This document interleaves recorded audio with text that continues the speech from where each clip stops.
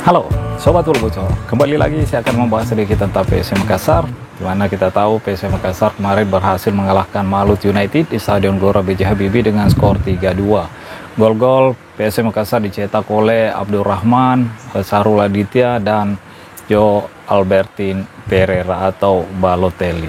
Dan ini gol kemenangan yang diciptakan oleh Balotelli ini merupakan gol yang sangat berarti bagi Balotelli tentunya, karena udah 10 pertandingan kalau tidak salah Balotelli puasa gol, dan gol yang ia cetak kemarin di Stadion Gelora B.J. Habibie ya mengakhiri puasa gol Balotelli tentunya teman-teman. Dan mudah-mudahan di pertandingan-pertandingan berikutnya Balotelli bisa kembali menambah pundi-pundi golnya teman-teman, karena itu yang dibutuhkan oleh PSM Makassar. Ketika seorang striker dipasang di lini depan, tentu tugasnya adalah mencetak gol, dan Balotelli kembali udah menciptakan gol di pertandingan kemarin dan membuat PSM Makassar menang atas Malut United, sekaligus membuat PSM Makassar untuk sementara berada di urutan 8 klasmen sementara kalau tidak salah dengan mengoleksi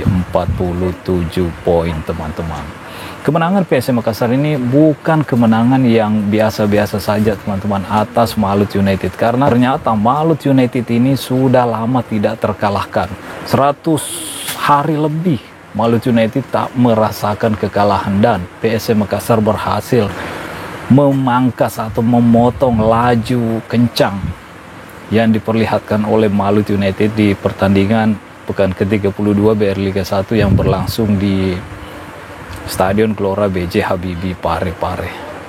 Ya, hampir saja tentunya Malut United melanjutkan tren positifnya, karena kita tahu Balotelli menciptakan gol ke gawang Malut United di menit-menit akhir, udah tambahan waktu kalau nggak salah 94 menit Balotelli baru menciptakan gol, dan tidak ada lagi gol tercipta. PSM Makassar berhasil memenangkan pertandingan ini sekaligus menghentikan laju kencang dari Malut United sejauh ini teman-teman. Sekali lagi tentunya saya ingin memberikan selamat kepada PSM Makassar, anak-anak asuh Coach Bernardo Tavares yang berhasil memenangkan pertandingan yang tidak mudah ini di Stadion Gelora B.J. Habibie menghadapi Malut United. Karena kita tahu banyak masalah-masalah yang dihadapi oleh PSM Makassar di pertandingan-pertandingan sebelumnya. 3 pertandingan tanpa kemenangan, dikalahkan Chon An Hanoi, gagal lolos ke final Shopee Cup, terus dikalahkan PSS Sleman. Habis itu pemain andalannya, kapten tim dari PSM Makassar, mendapatkan masalah besar, dijatuhi sanksi oleh Komdis selama setahun, dilarang beraktivitas di pesepak bolaan Indonesia. Dan ini yang membuat Yoram Fernandes tidak bisa memperkuat PSM Makassar, dan sanksi ini juga yang membuat supporter PSM Makassar dan supporter Indonesia yang ada di Indonesia tentunya mendengar sanksi ini ya tentunya agak sedikit kaget mungkin, karena Yoram Fernandes dijatuhi sanksi berawal dari kritikannya melalui media sosial teman-teman. Setelah itu Yoram Fernandes minta maaf. Setelah itu ada sidang Komdis yang dijalani oleh Yoram Fernandes, dan jatuhlah hukuman yang diberikan oleh Komdis kepada Yoram Fernandes, yaitu 12 bulan tidak boleh beraktivitas di pesepak bolaan Indonesia. Jadi ya agak sedikit ramai berita sanksi Yoram Fernandes ini, karena mungkin ini yang pertama kalinya di Liga Indonesia seorang pemain mengkritik satu pertandingan dijatuhi sanksi selama 12 bulan. Ada juga yang menganggap bahwa ya kritikan yang dilontarkan oleh Yoram memang terlalu keras dan ya menjurus agak merendahkan Liga Indonesia. Saya tidak tahu apakah itu memang merendahkan, apakah Yoram merendahkan Liga Indonesia atau bagaimana teman-teman. Jelasnya permintaan maafnya dia tidak mengatakan seperti itu.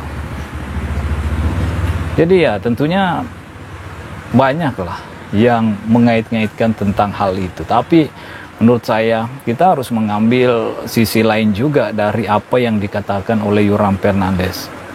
Kita harus memperbaiki liga kita. Kalau kita ingin menyaksikan pertandingan yang sehat, yang menghibur, ya tentunya ada beberapa hal memang yang harus ditingkatkan. Yang pertama, kualitas dari liga itu sendiri.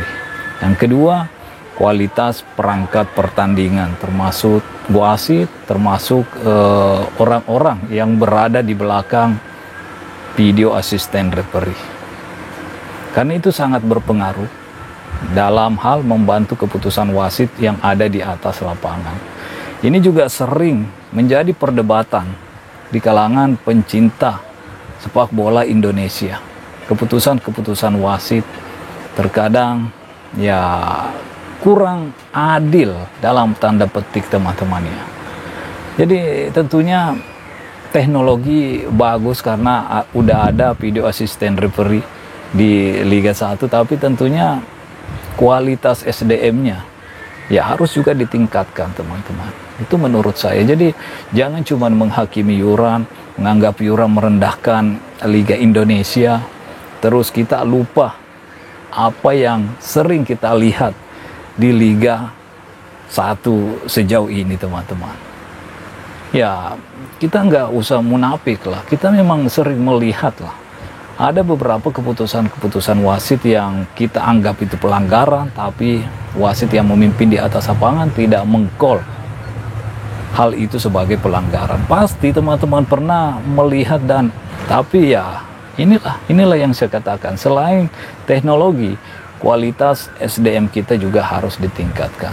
Jadi tentunya saat ini kasus Yoram ini menjadi sorotan di Indonesia, bahkan udah ke luar negeri, karena pihak API tentunya akan membawa kasus Yoram ini ke FIFA tentunya teman-teman, dan ya akan mendapatkan respon apa nanti dari FIFA.